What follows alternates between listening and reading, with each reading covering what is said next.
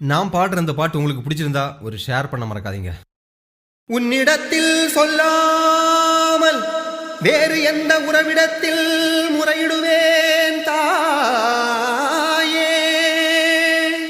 எந்த நன்னையவள் நீ இருக்க உலகில் மற்ற அந்நியரை இவன் கெஞ்சிடுதல் முறையோ அம்மா.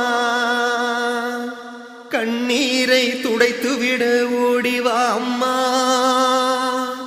அம்மா காத்திருக்க வைத்திடுதல் சரியோ அம்மா. இந்த சின்னவனின் குரல் கேட்டு உன்முகம் திருப்பு அம்மா.